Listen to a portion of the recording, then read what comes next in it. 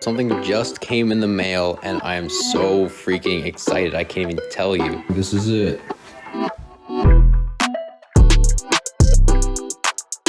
Check this out. All this.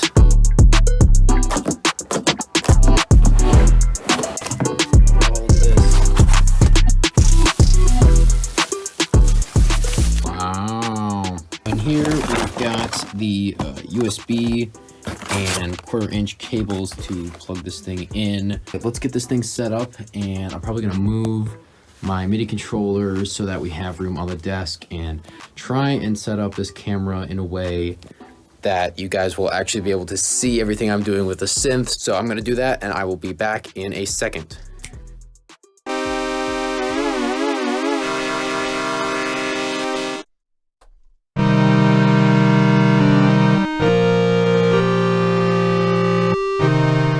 Welcome to the video. So today's video is going to be in a bit of a different style from most of the videos I've done so far. And that's because today we are talking about this. This is the Korg Minilogue. This is my first ever analog synthesizer that I just got. And today I'm going to be experimenting and trying to dive into all the features of the Minilogue and try and make some really cool music with it. So this video is just kind of gonna be me experimenting with the synth. I was going to make this video on the day I got it, but I actually wound up waiting because when I got it, I was just so excited and I immediately started just messing around with patches, and I spent a good solid 2 to 3 hours doing that. And after I was done, I realized I hadn't recorded any of it, and I was like, oh well, I guess we're gonna have to record a new video from scratch, but that's okay.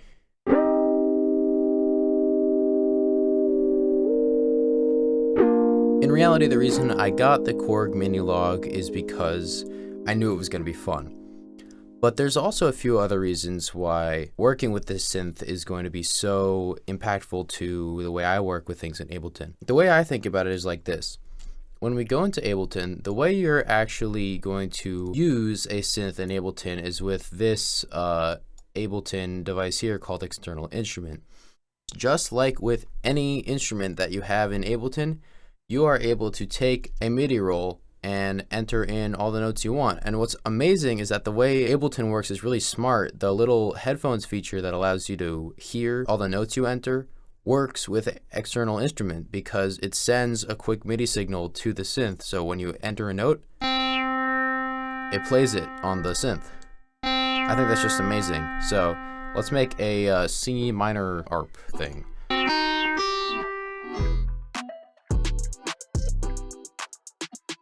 And then I just pitch it up a few semitones, and now we've got this.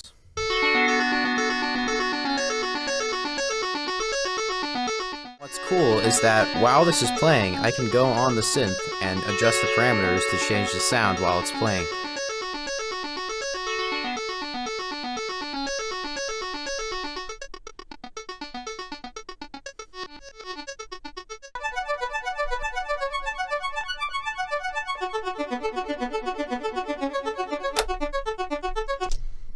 So that's really cool. Now we've got this pretty interesting sound. So now let's add on some effects in Ableton, just like I would do with any VST. So there we go. A really cool combination of a sound coming in from the Korg Minilogue and the chorus and filter effects of Cymatics Origin, which I just think sounds amazing together. Check this out.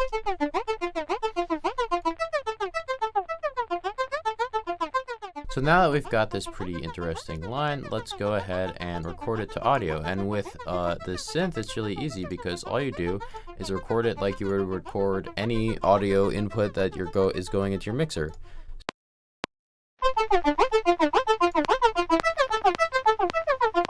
Cool, we've got that now. And what's awesome now is that I've got a few things. I've got this audio file, and I've got the MIDI still saved for it. What I can do is create a new MIDI track. If I wanted to keep this around just sitting in my session somewhere, I could save this MIDI clip somewhere. Now I've got this channel freed up again, and I can go onto my synth, choose a new preset.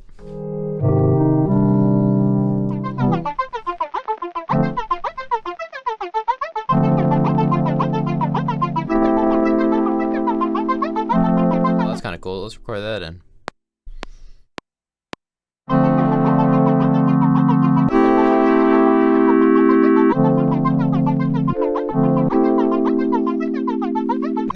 press the sussy button.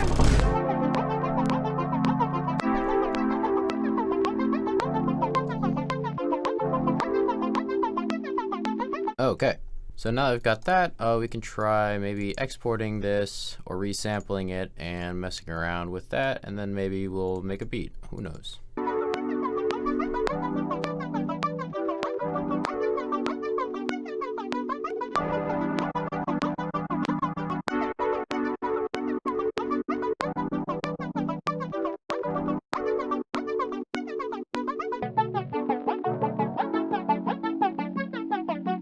All I want is Sunday, all I want is Sunday, all I want is Sunday, all I want is Sunday.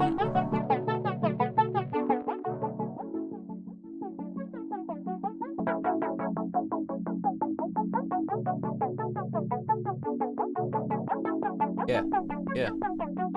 Alright, now we're gonna add in one more sound. I'm gonna try and get a nice high, long, like lead sound to layer on top of this.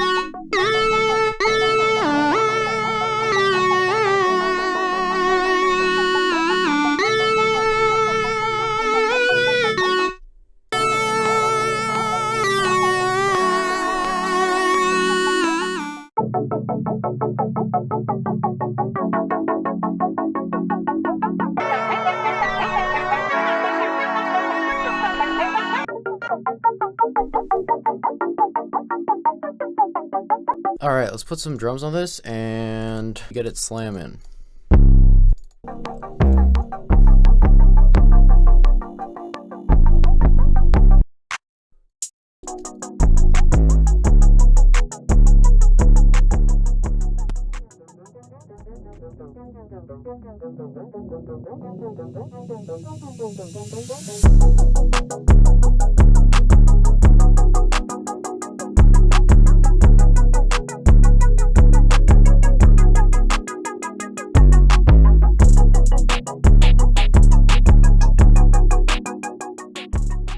Hey there, I'm back again, and as you can see, everything looks different, and that is because I got a better camera setup where I've got one webcam here so you can see my lovely face, and one webcam here so you can sort of see what's going on with the synth here. So what we're going to be doing, I decided that making one beat with this synth wasn't really enough, especially considering that I didn't really explain anything that I was doing with the synth, mostly because at this point I'm still really new to this and I don't really have a plan for the sound I want to design with the synth when I'm going into it, but I do definitely know everything about how the synth operates. So this time around I'm going to try and, as I'm turning each of these knobs, tell you at least what I'm doing in the moment, even if you don't get why I'm doing it, because I'm not even sure why I'm doing it myself at this point. I think eventually once I get used to this synth, I will reach a point where I know exactly what sound I want to do going into it. At this stage, I'm still not super confident with it, so it'll mostly just be me messing around.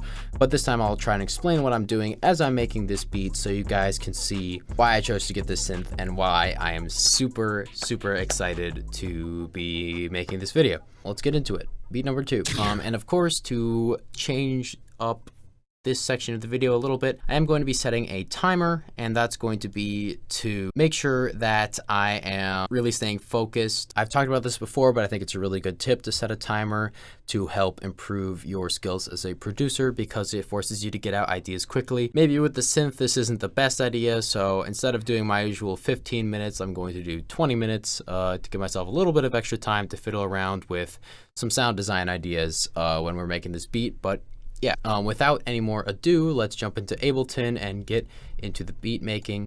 Okay, so the first thing I'm gonna do is grab a external instrument plugin. I have my default external instrument set to connect to the synth, so now we can play it. So I'm gonna go ahead and I'm just gonna go through the factory presets. There's one that I've been playing every once in a while that I think sounds really cool. Not that one.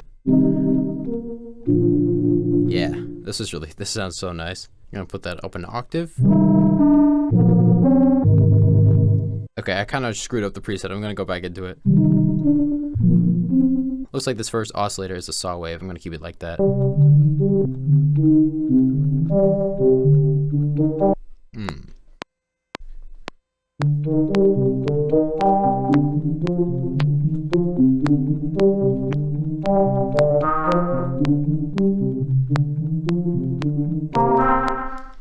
Alright, let's try that. Oh, I like it down there though. Alright, let's switch this around maybe.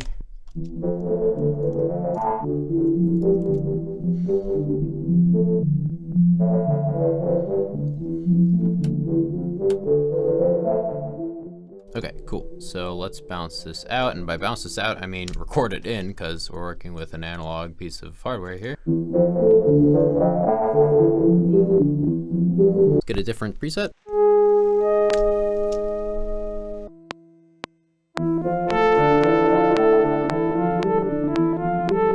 Never mind, why am I doing that? I already have this.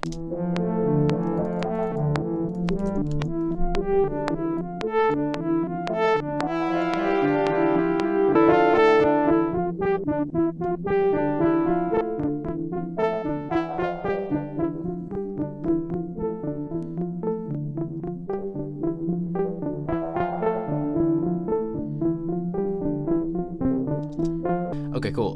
Let's freeze this, which I think we can actually do. Yeah, this is so cool.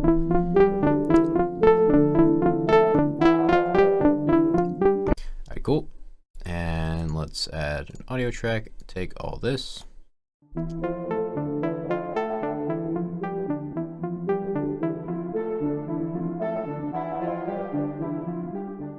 Oh, what if we pitch this all down?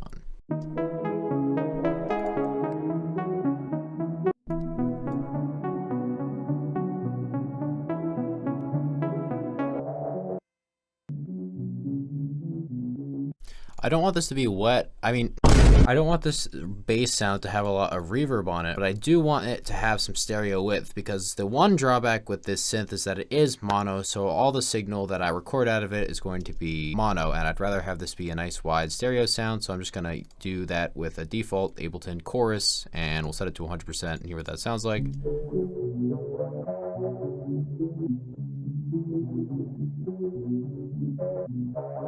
Versus the dry, and layer it together.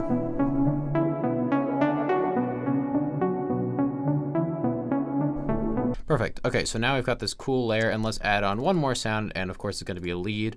Looks like we might not be able to finish this whole beat in 20 minutes, but that's okay. This is mostly about getting down the idea, and then I can refine it later, and if I don't get a chance to add any drums at all even, I can add drums, of course. So what's really cool is the Korg has a portamento you can control, a glide, and you just hit edit mode, then press on this fourth button here and turn the knob, and you can set the glide time. So we've got that in now, and let's play something cool in.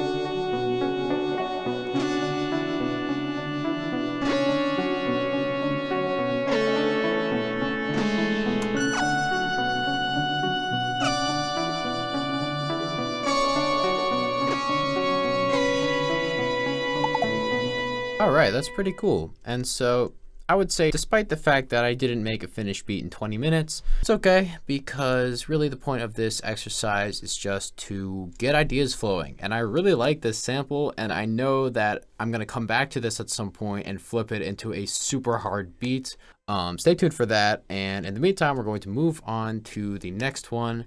I'll play you the finished sample. I'm going to tweak that MIDI just a tiny bit, and then play the sample, and then we will get on to making another beat, again with a 20-minute timer.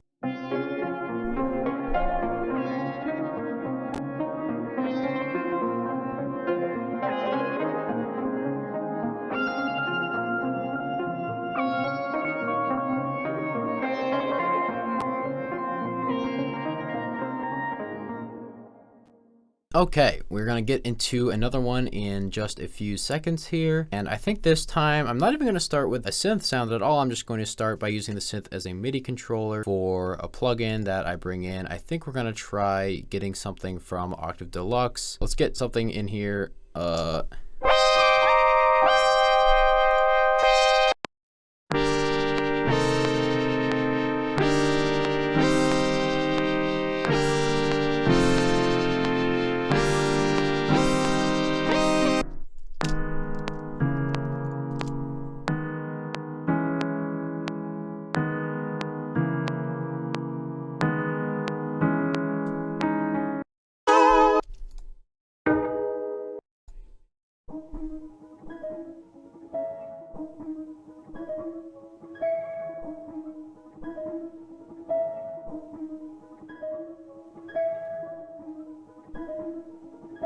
All right, cool. This might be a little bit out of time, but that's actually fine. Okay, let's use the synth for a bass.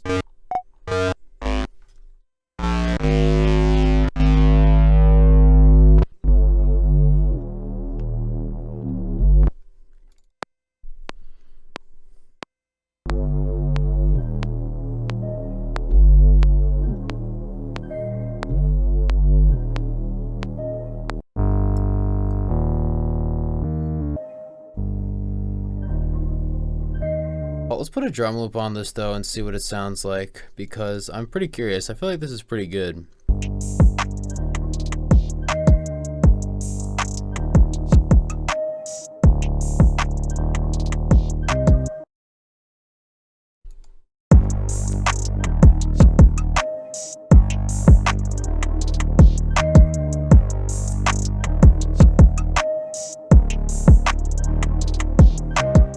So the final thing I'm gonna do in today's video is something that is really hard for me. Well, it's not really hard for me, but something that I struggle with completing in an efficient way, and that is mixing and mastering. When it comes to mixing and mastering beats, there are a lot of different opinions out there. Most people will agree that it is pretty darn important to mix your beats properly. All that means is you take all of your instruments and sounds and make sure they're leveled in a way where everything is balanced. And this can be really tricky, and it's something that I've always struggled with, and for me takes a long time. Like, I will spend a good hour just mixing and mastering my beats. But anyway, what we're going to do now is I have this beat that I've made that I think is pretty good. I took a Cymatics melody and chopped it up into something that sounds pretty interesting, put a drum loop over it, 808, and we've got something that sounds pretty cool.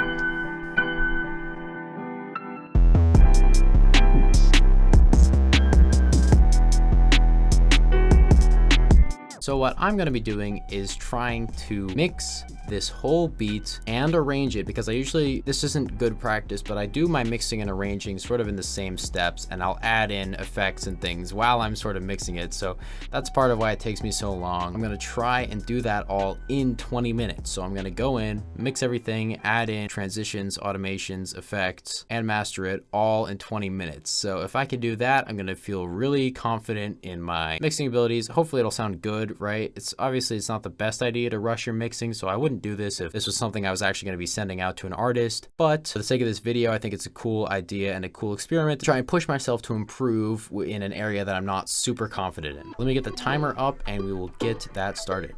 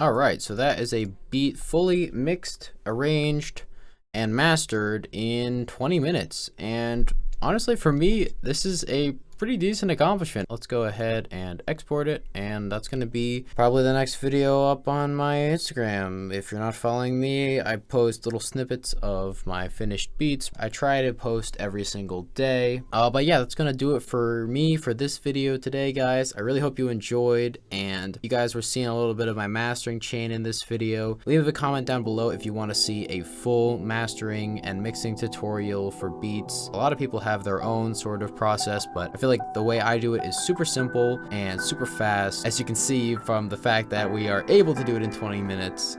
So if that's something you guys want to see in the future, leave a comment, leave a like. As always, I will play the final beat for you in a second, and I will see you guys in the next one. Kill 'em!